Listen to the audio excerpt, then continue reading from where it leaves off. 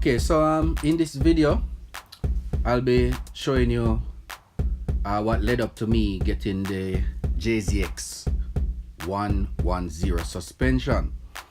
Here you see me finding it on Yahoo auction in Japan.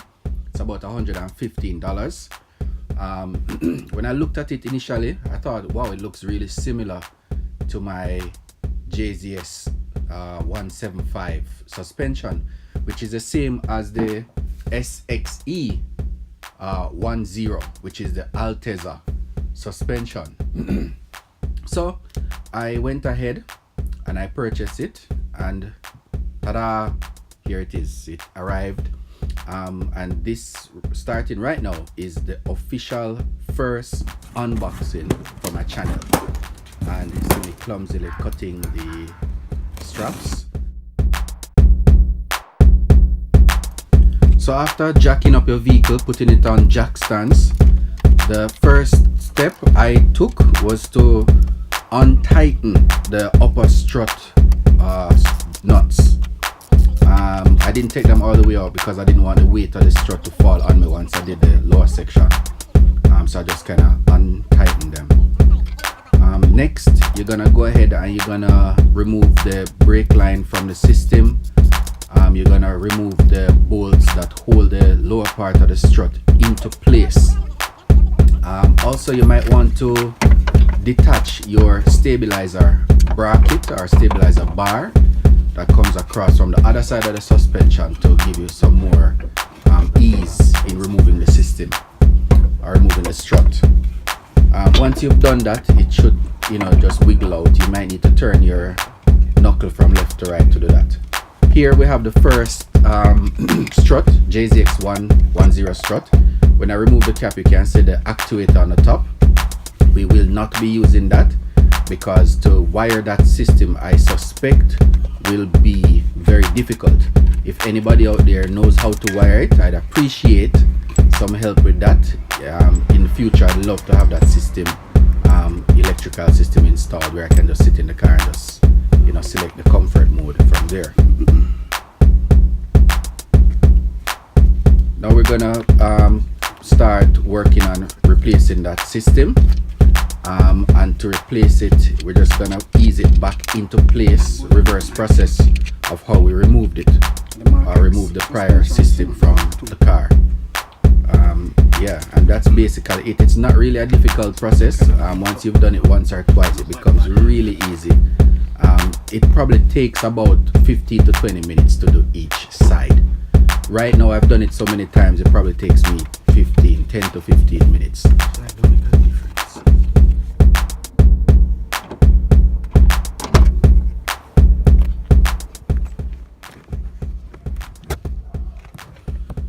Okay, so in this part of the video, I am destroying the trunk panel, and not really destroying it, but what happens is that to get access to the adjustment section of the upper part of the strut, you have to cut a hole.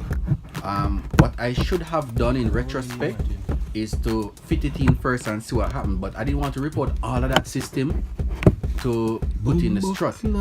I was kind of pressed for time, and to take out that system, the trunk flooring, the side panel, it takes a while. Didn't want to deal with that, so I just decided to just cut a hole in the top.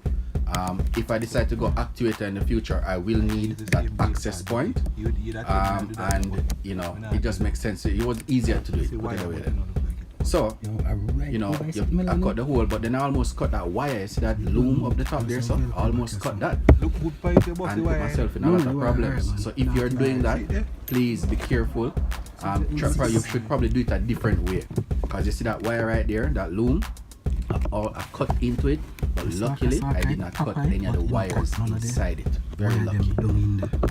That was a really stupid move. Anyway, you live and you learn. Cover and get touch.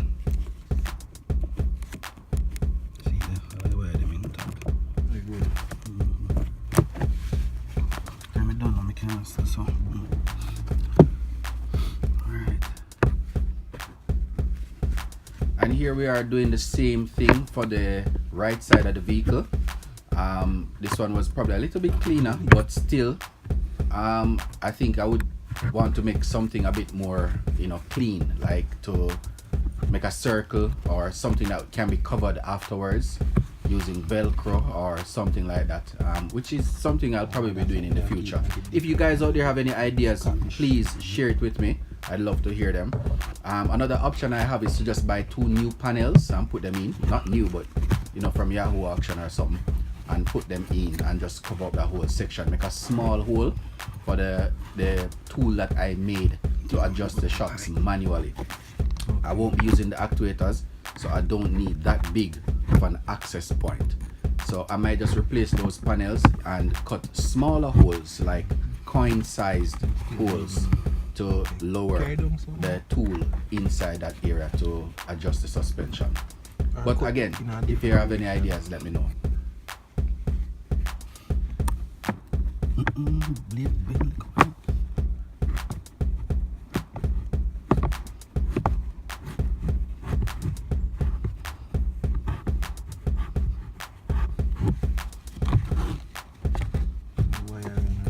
Keep going down.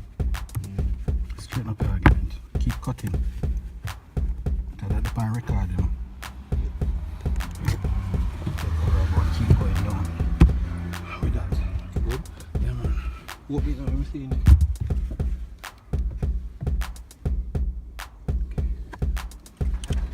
Yeah, cause the print there, don't you?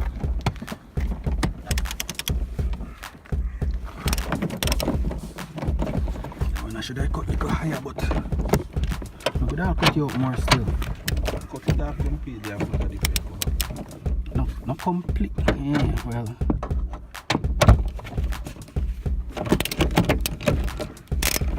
Every time if you got a dealer to do it, you have to take a do like cover. So they make more money.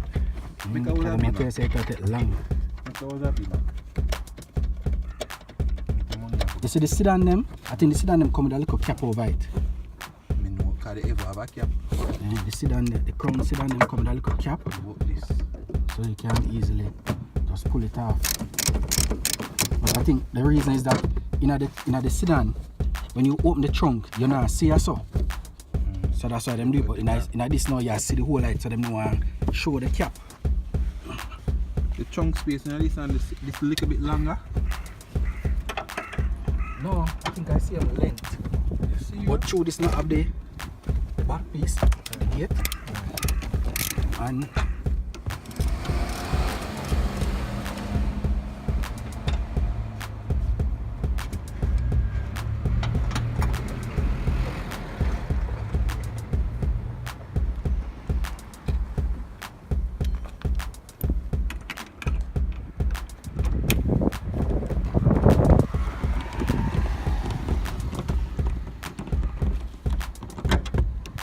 time check.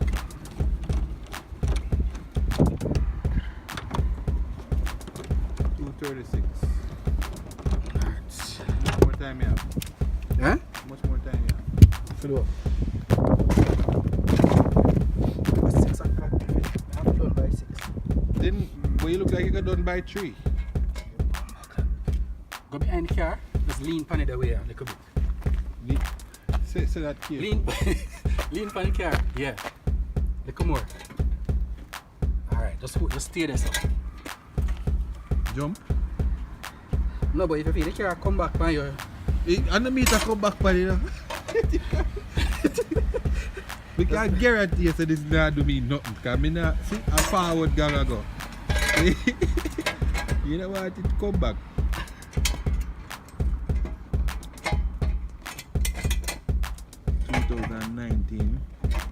The human hydraulic jack still in use. Wicked. You know, no beam and have none of them jack there in there though. I don't know them figure it out, but if you buy a beamer, make sure your insurance turn up. I have road service. Ay. At him. Parking lot garage work is not easy. The struggle is real. The struggle is really real for real. The struggle is really real for real. I know. Alright, well, my rest. Pull out by a hand.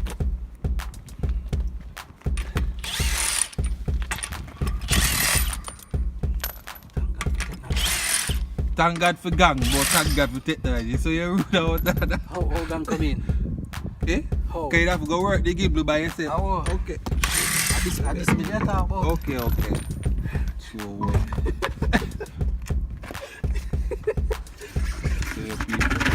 What put in the credits, man? Cameraman. You must think me a popcorn with it with Drake come trick. So where you be? Drake say have contract. But popcorn didn't know they on Drake album. Him not in the credits, but well, him saying Chris still. It don't really bother me though. Friend. Edit out that part because I don't want them on the internet. I don't want nobody come say whether it's your talk, but you see a billion YouTube comments. You're going to take live vlog now. Critic says popcorn was Dead Christ! No, do. Big up yourself, popcorn. Make your money and live your life. Though me is nobody. Me label it Gangzilla says. I know so they would think a junior gang. Gang it now. Put gang. I'll make it more controversial. So they go find him and dig him up here and I said, but where did that about? But you say, what are they? I know your advice that. You know this gang face on the vlog. I did put my on. But the LS youth, oh Lord. Hear the LS youth? Sorry. Hear the hybrid engine just come in. Regular I engine. don't like them. Eh? I don't know who them are trick with them. I don't like it. Damn, that's why who I told them. I keep all my suspension nuts and bolts in one container. Right. Right here. Organized. So whenever I need a bolt or a nut to do the kind of suspension work, I don't have to guess and spell. I know exactly where it is. And it's labeled as such. Suspension parts. Yeah?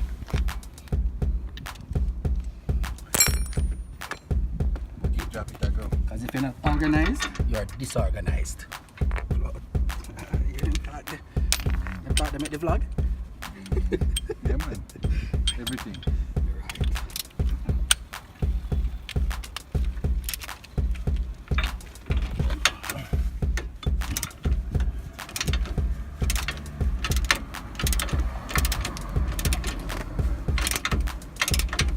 When you edit the video, you have something for deal with shaky camera. Like a... No, you know. Yeah, man, it have it, man. Cause Power. the software Mac, Oh, cause no. like it stabilized the video. I say me not reach them levels there. No, but not the same iMovie you use. Yeah. But me not verse on the iMovie like that. Like me not reach the level, what is it, 19? And something will normalize the audio, and the next setting there were the picture, the what do they call it? The aperture. Aperture. Yeah.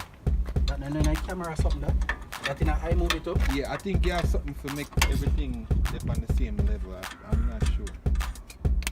Like a hue, you can set it. Alright. Set the lighting to be universal. It's a different size again.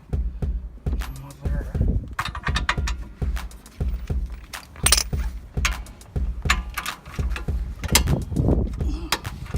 So that flexor you are pushing. What? So you tighten it the first time? Go on through, man, it grabbing now, just you know, get it straight yet. So you tighten it last week? With the power drill or your hand tight? Hand tight now. So you're strong, man. Can't hear go at it, but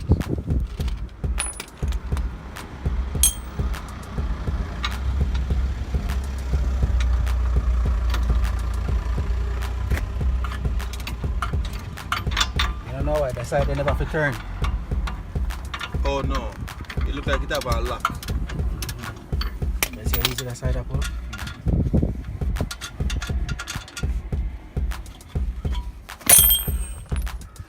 Top part of the nut there so have like a bend. Alright. It's full already, right? And it have a groove like it can slide down the nut. No man, it it just slide out. But the reason it not slide out, I know, is because pressure. I'm passing through my water. Let me go turn this like a while.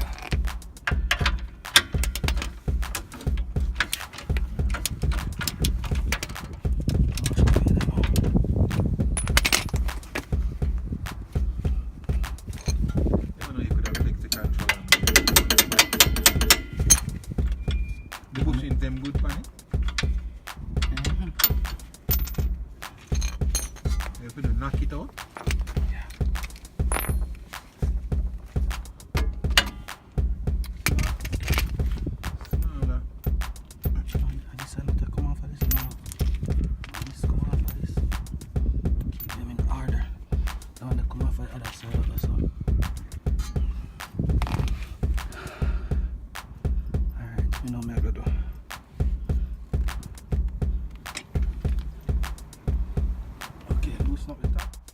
Now this is where everything just went wrong. I removed all the bolts from the system, but I couldn't get the strut out. The reason being, the upper part of the strut of the suspension system that has the knuckle or the hub would not separate itself from the lower part of the system, right? So the lower control arm you see right there, usually that would go down, and then the knuckle with the rotor, the brake rotor, would go up. It wouldn't move, and we couldn't get the bolt to come out. So myself and my friend Gang, you know, we tried everything. Gang stood on it, and he's a big dude. He stood on it, it wouldn't move, right? Here we're looking at the position of the bolt. That bolt wouldn't come out, and that bolt is the bolt that adjusts the camber and holds the upper part of the system. It wouldn't come out, and we tried and we tried. And you know, eventually I got it out, but how I got it out was by releasing the handbrake, right? The car was actually on jack stands both sides. The stabilizer bar was disconnected, but still it wouldn't come out. And it's not until it actually Gang left and I was there looking at it and I couldn't understand. And I was just fiddling around. I said, you know what, let me try turning the hub. The handbrake was up, so I said, let me drop the handbrake just to turn the hub. But when I dropped the handbrake and I came back, the system was actually separated, right? And after that, it just came apart easily. The bolt just slid right out. There was no tension on it, no pressure was on that system anymore. But I tell you, man, it took me a while to deal with that. It was very stressful. Actually, it took an hour, and as you will see, the phone's battery died 1 hour later. As I was saying, we got stumped with changing the suspension because we couldn't get the upper control arm with the knuckle to separate from the lower control arm, and because of that it took me over an hour to figure out what the problem was. And actually what happened was that, you know, I decided to try and turn the hub, and in order to turn the hub I had to release the handbrake or this emergency park brake, and once I did that, the suspension just came apart. The upper control arm with the hub went up, the lower control arm went down. Don't know why that happened, but that's what happened. After that, it only took me about 15 minutes each side to complete the work that I was doing, which was removing the SS kit or putting on the SS kit, which was putting on the SS kit for the rear, which was also a waste of time because eventually I went back and I removed the SS kit because, or the roll center adapter. When I say SS kit, I mean roll center adapter. We call it SS kit in Japan. What happened is that it made the car too low. Whenever I park the car, the stoppers for the wheel, when you park your car, the muffler would drag on those, and that was when the car was empty. So basically, you know, I decided not to go with the car being that low in the rear. However, I kept the roll center adapters on the front. It's a 30mm drop that it gives the front lower control arm and lowers the center roll for the car. And basically I decided to do that because it looked really good when I removed the rear alone and the front wasn't rubbing on anything. So why change it? Car look nice and sexy, you see me? So basically that was what happened. What I'm going to do now is explain to you what exactly the system is. I used the TEMS system, suspension system from a Mark2 Grande. The chassis number is JZX110. My car is a JZS175W, which is a Crown Estate wagon. And the suspensions to me look the same, so I figure I'd take a chance and try it. Now if you're familiar with the TEMS system, basically inside the car you'll have a button that changes it from a sport mode to a comfort mode. I think maybe there's like different levels to it, but I have no idea. Unfortunately, putting that system in the car, the whole electronic switch system, would be really difficult. I don't think it would be worth it, so I decided to just go with it, using the system but doing the adjustments manually, like how I do with like a TEMS system, right? Right now I'm going to show you how it looks in the car, and then I'm going to show you the manual key or tool that I kind of made and how I made it, and I'll explain that to you as well. So let me go ahead now. I'm going to flip the camera around and I'm going to show you what the suspension system looks like. Alright, so here we have the suspension system in the car installed. If you look at it closely, if you look down into it, you'll notice there's a little flat thing right inside. And usually what happens is that this servo sits on top of the suspension and it's connected here to the car's ECU, right? And this bit right here, that fits over this part on the inside, and it turns it whenever you press the button on the inside. Because I don't have that system, what I had to do was to open up one of these servos using my trusty hammer, and after I opened it up, I removed this part here, right, which I used to make the key. And when I make the key, I used this came from a nut maker that I have, and I just basically drove the nut maker down into the bottom of that bit there, so like that. So basically what I do when I want to adjust it is basically just fit this into here like that and turn to whatever adjustments. You just have to remember how many times you turn it from left to right and vice versa. So basically that's it.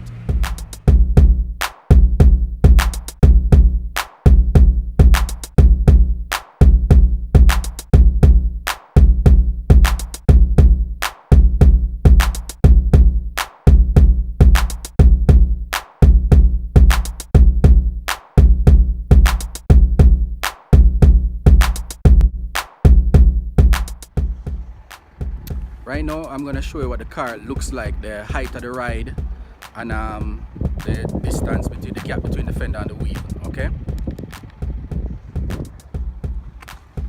Alright, so you can see here, this is the rear suspension or the rear wheel, and you can see that it's a good height. I like how it looks right now. You can see the distance on the bottom of the car to the wheel. And here we have the front, and the front is basically the same. Both look really nice. I would show you some shots of the car, but the car is really dirty right now, so I'll give you some far away shots so you can't see the dirt. Let me close on the button.